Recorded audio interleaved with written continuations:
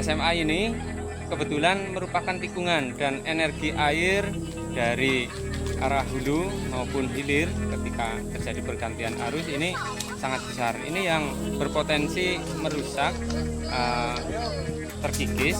Nah ini yang dulunya saja ini lahan di sebelah pagar SMA ini berjarak lebih dari 5 meter, saat ini tentu kurang dari 5 meter. Jadi untuk 2 bulan ini saja abrasinya tinggi di sini. Apalagi kita tahu apabila terjadi hal-hal yang tidak diinginkan, misal terjadi tsunami, sungai besar ini bisa menjadi tolnya tsunami. Ini yang harus kita ikhtiar bersama, kita antisipasi mitigasi bersama. Ya. Nah, ini penanaman melibatkan anak-anak sekolah. Ini hari ini SMA Negeri 1 Ayah. Ya. Mungkin ada sekolah-sekolah yang lain Ya. sejak kemarin. Yang sudah terlihat di antaranya yang tinggi.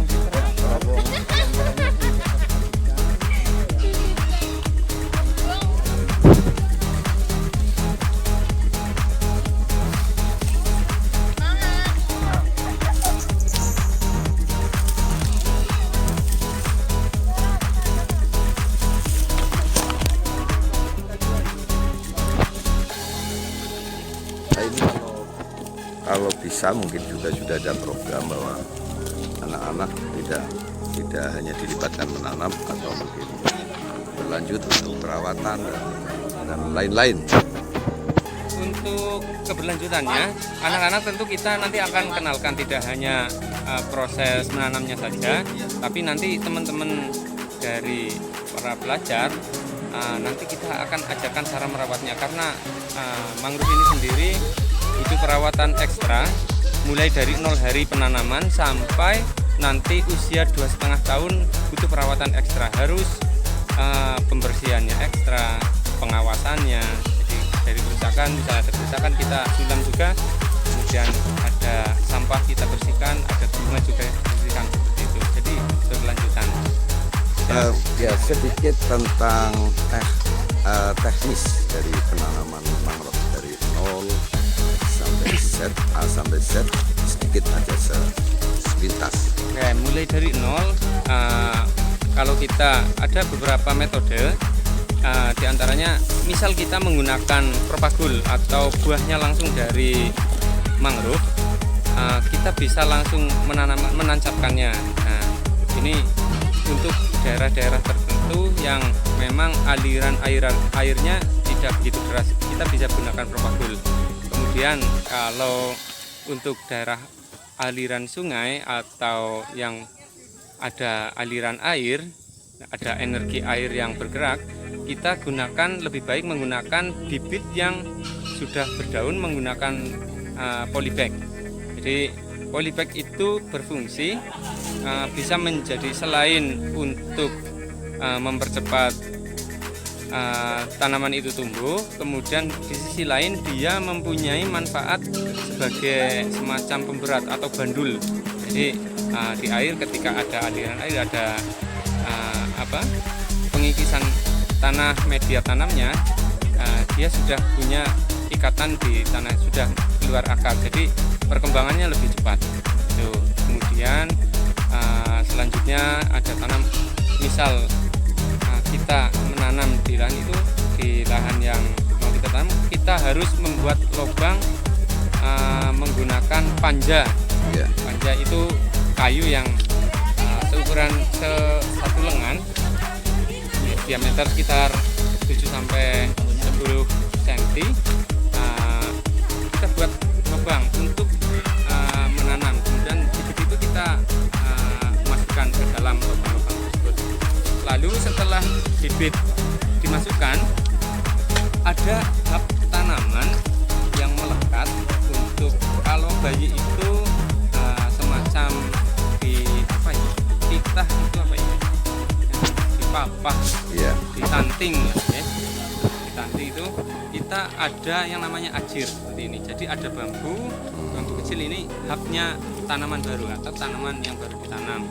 Nah, kemudian kita ikat menggunakan tali, Kalau ada kita gunakan tali yang organik saja.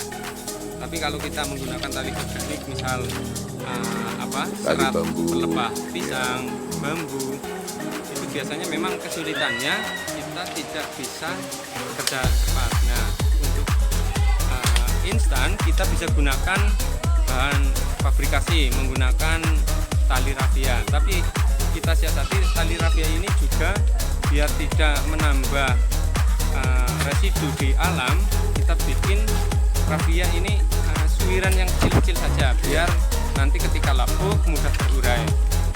Kemudian ada teknik khusus untuk mengikat bambu ini. Jadi tidak serta-merta di tali masih diikat diikat seperti ini kan tali mati. Jadi memang ada teknik khusus yang ketika mengikat tanaman baru ini. Ini ajir merupakan salah satu hak tanaman baru. Ajir. Terus mungkin ini sedikit kalau nanti ada sekolah lain, mungkin yang sekolah yang agak jauh dari lokasi ini, ada yang ingin menghubungi, ini gimana Mas? Ingin ikut menanam? Boleh. Kalau ada organisasi relawan atau komunitas maupun sekolah yang ingin terlibat, mulai dari PAUD, SD sampai bahkan perguruan tinggi, kita buka lebar kesempatan untuk kita bareng-bareng peduli pada lingkungan.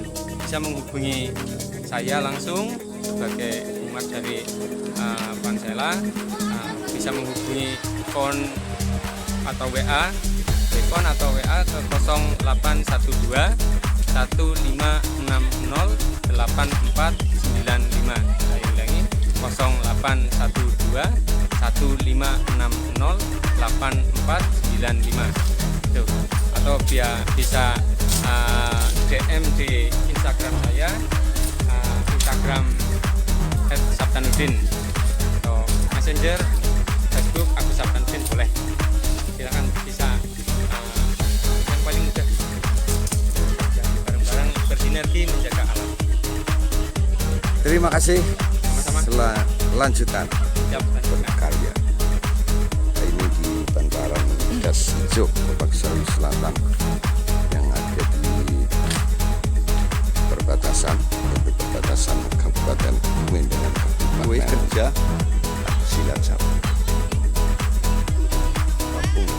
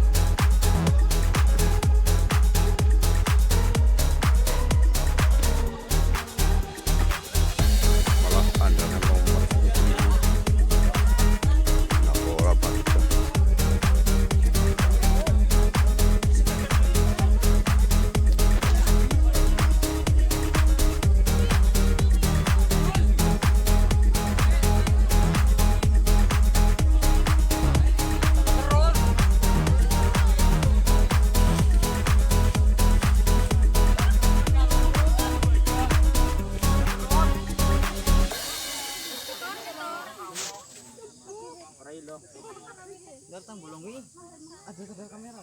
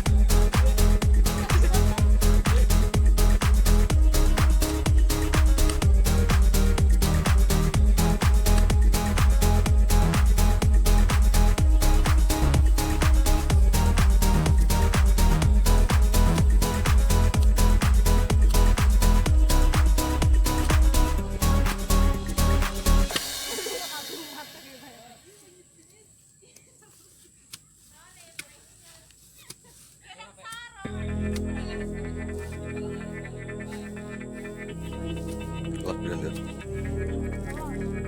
Rolas. Oke, tombol kelas rolas.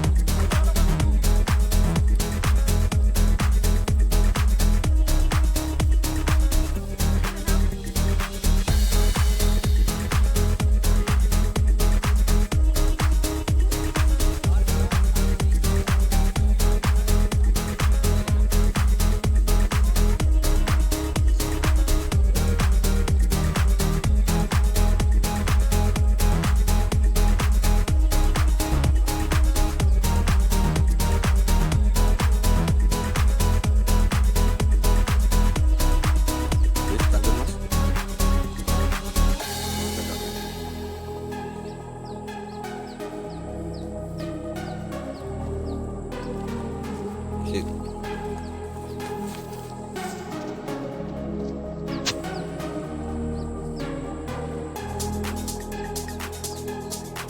Masuknya ge, mana tadi? Ya.